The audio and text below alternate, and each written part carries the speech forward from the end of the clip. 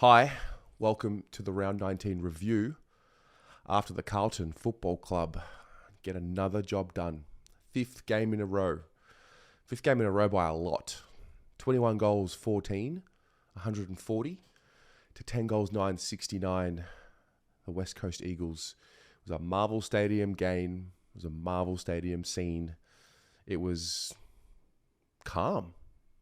Yeah, it's one of the more enjoyable games that I can remember. Bit of talk early in the week around the injuries and are we getting ahead of ourselves and are we resting players, too many of them? Is it going to come back and bite us? Is this a danger game?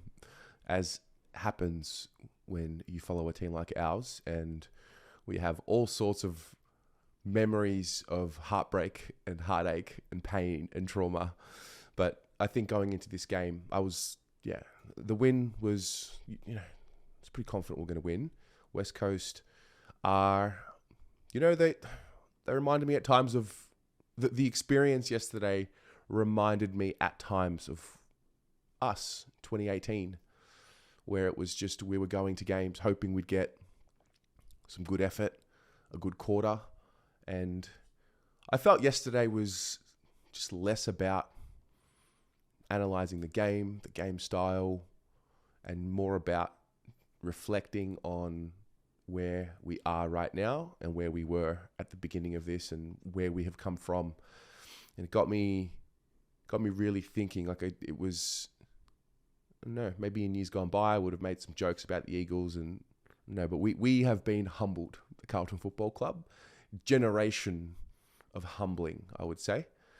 That arrogance and that strut doesn't just appear and it doesn't just last forever. You have to earn it again. And I think that's a good reminder about this team and this club and where we've come from, and to be sitting at a game, dominating an opponent the way we were dominating it.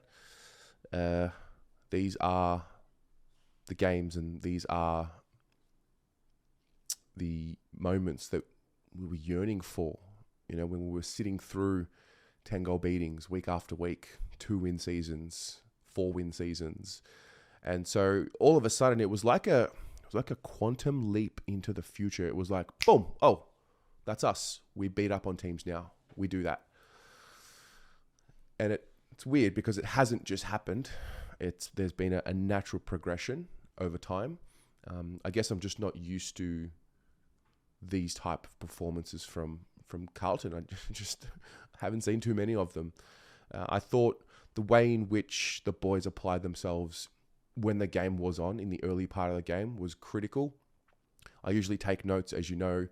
These were my notes for the game. So you can imagine the game looked like it was over pretty quickly, mostly because of what I saw with our intent and the pressure that we were applying. And that was important because it can be, you wouldn't have been able to, you couldn't blame them if they were thinking, oh, we're definitely winning this game. So, I always was curious as to whether that would impact their ability to apply themselves with the same vigor. But they did. They dominated that first quarter. That first half really was it was a show. It was entertaining.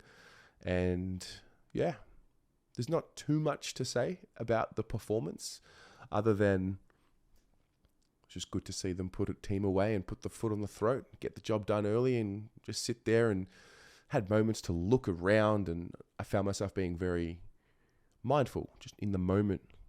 Children loving it. You're watching children watch their heroes, and you're watching children start their journey of loving the club and being obsessed with the club. I think for the most part, it comes from your heroes. When you're a youngster, you don't quite appreciate the value of what a club can do with the community side of things. You start watching because these are, superhuman, it would seem, people who can do special things that not many can't, and you latch onto them. And so you just took a moment to soak that in, and that was a good one for the future. There were a lot of kids that were there yesterday that would watch Charlie kick 10, and they'll be talking about that for years to come. So that was important. That was cool. Very much like when I was young and, watching a young Brendan Favola come up, or Kuda do the amazing things that they did. So yeah, it was a good day. I mentioned the reflection piece, where we were, where we've come from, and where we seemingly are going right now.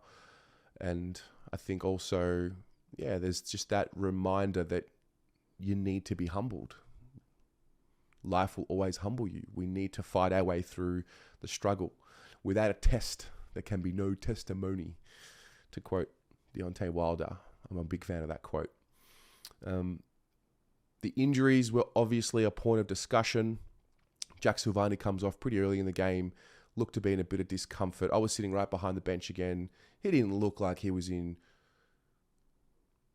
the worst pain, so we'll see how that one plays out, but that's a very important piece for next week, which we'll touch on.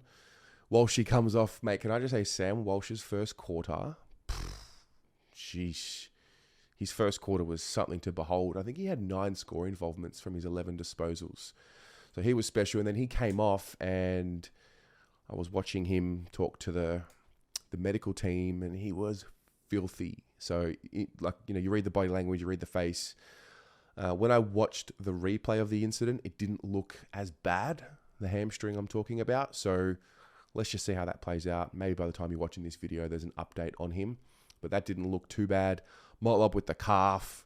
There were just a few bits and pieces. But, look, this is the nature of the beast. It's unfortunate, but we can't sit here and sook about it and cry about it. It is what it is. There are players who are fighting for positions in the team. So opportunities come up.